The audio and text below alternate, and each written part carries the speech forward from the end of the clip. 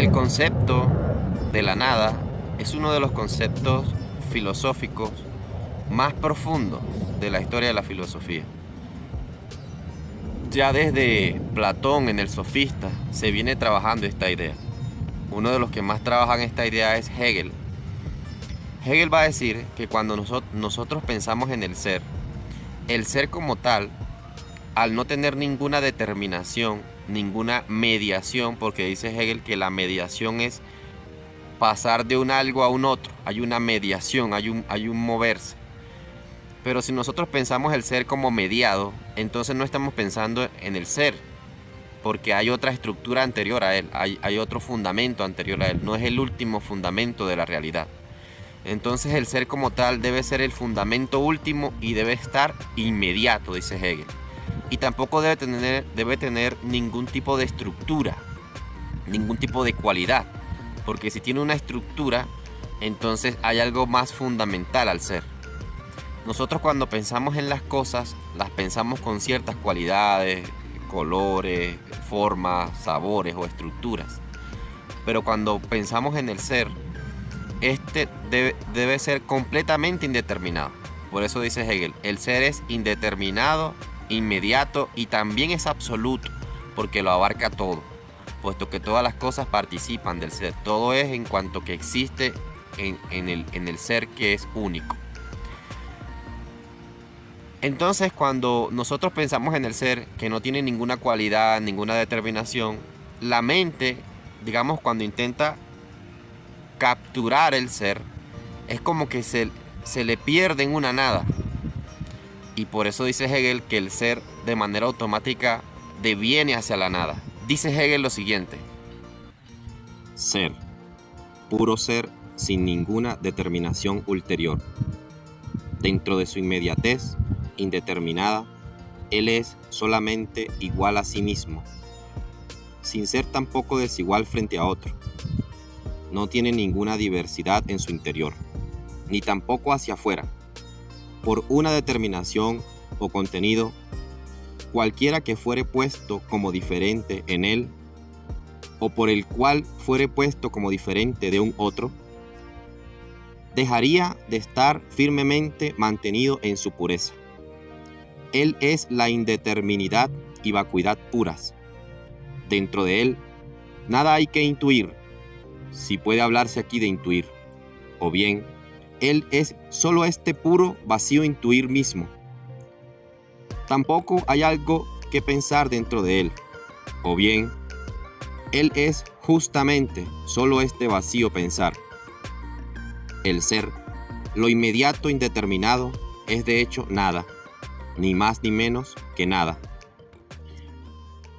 Entonces, como podemos notar, el ser, cuando la mente lo intenta capturar, se deviene hacia la nada. Y asimismo va a decir Hegel que cuando nosotros pensamos en la nada obviamente es la nada, no tiene ninguna determinación, ninguna cualidad, ninguna estructura, porque es la nada.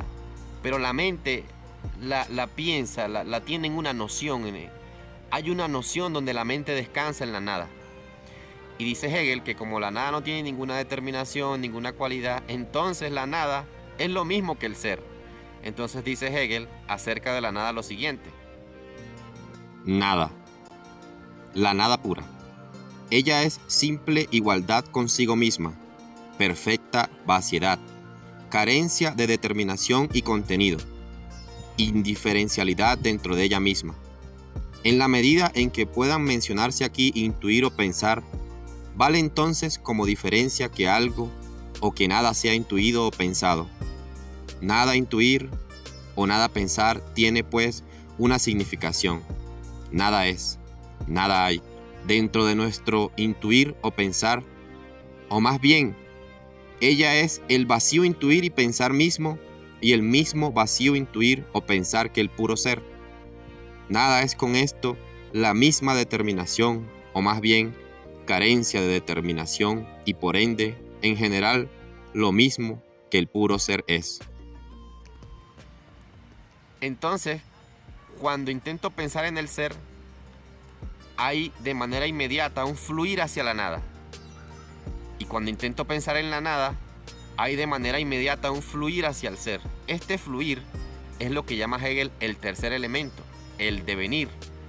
Entonces dice Hegel que lo verdadero es este devenir, donde cuando pienso en la nada, fluye hacia el ser, y cuando pienso hacia el ser, fluye en la nada. Continúa Hegel y describe el devenir de la siguiente manera. Devenir. El puro ser y la pura nada es lo mismo. Lo que es la verdad no es ni el ser ni la nada, sino el hecho de que el ser no es que pase, sino que ha pasado a nada y la nada a ser. Pero justamente en la misma medida, la verdad no es su indiferencialidad, sino el que ellos sean absolutamente diferentes. Pero justamente con igual inmediatez desaparece cada una dentro de su contrario. Su verdad es pues este movimiento del inmediato desaparecer del uno en el otro, el devenir. Un movimiento en donde ambos son diferentes, pero mediante una diferencia disuelta con igual inmediatez. Entonces, como podemos notar, el fundamento de la realidad está en un constante fluir entre el ser y la nada, entre la nada y el ser. Y este tercer elemento, dice Hegel, es lo verdadero. Es la realidad de todas las cosas, puesto que todas las cosas, participando del ser, también tienen que tener esa cualidad del fluir entre el ser y la nada. Hegel comenta un escrito de Spinoza, donde Spinoza sostiene que la sustancia verdadera es única, es infinita, y el resto de las cosas son modos de esta sustancia. Esta sustancia es la que tiene la realidad efectiva. Y dice Spinoza que toda determinación es una negación, porque está negando la sustancia. Pero dice Hegel, o sea, ¿qué quiere decir Spinoza? Que toda la determinación de alguna forma es una negación de lo real, de la realidad efectiva, que es la sustancia infinita de Spinoza. Pero dice Hegel que a Spinoza le hace falta algo, y es la negación de la negación. Porque ciertamente un objeto, un árbol, una piedra, un gato, una estrella o lo que sea, determina la realidad efectiva, y cuando la determinas, cuando digamos generas una especie de espacio o vacío de ella, generas una nada. Pero en realidad eso que está generando una nada es algo. Ese árbol que está determinando la sustancia infinita es algo. Entonces dice Hegel que a Spinoza le hace falta un concepto, y es la doble negación. Cuando las cosas niegan la realidad efectiva, generan una nada, pero las cosas en sí mismas son algo. Entonces ocurre una negación de la negación, y entonces todas las cosas existen en un fluir entre el ser y la nada. Y dice Hegel que toda la realidad está en un constante fluir entre su existencia y su no existencia. Hay un fluir en todo. Nosotros no debemos ser dogmáticos a la hora de pensar nuestras ideas, nuestros conceptos, sino que debemos aprender a encontrar en el contrario también ese otro aspecto de la realidad. Hegel es ese Heráclito moderno que nos enseña, como decía Heráclito, panta rei, todo fluye. Y lo primero que tiene que fluir es el pensamiento. No podemos ser dogmáticos, no podemos ser atrapados en una idea diciendo que esto tiene que ser así y eso no puede cambiar, no. Nuestra mente no puede ser un lago estancado, tiene que ser un río que fluye. Y todas las cosas en la realidad tienen esta forma de ser. Hegel utiliza mucho una palabra que se llama Aufheben, una palabra del alemán que es de difícil traducción al español, pero se puede traducir como superar. Superar implica superar algo, pero al superar algo, cancela ese algo y al mismo tiempo lo conserva en esa superación. Entonces en Hegel uno puede entender esa idea de encontrar en el contrario de nuestras ideas parte de la verdad. Y eso nos ayuda a ser mejores en nuestra forma de pensar y nuestra forma de hacer lógica. Porque cuando nosotros estancamos nuestros conceptos y nuestras verdades, solemos caer en ciertas antinomias de la razón. Y nosotros debemos saber fluir en ese devenir, en ese Aufheben, en esa dialéctica hegeliana. en ese constante mover del pensamiento, donde, como dice en la fenomenología, lo verdadero es el todo, este devenir, esta igualdad de su contrario, donde la verdad deviene y no está estática para nada. Por eso, dice Hegel, lo verdadero es el todo, pero el todo es solamente la esencia que se completa mediante su desarrollo.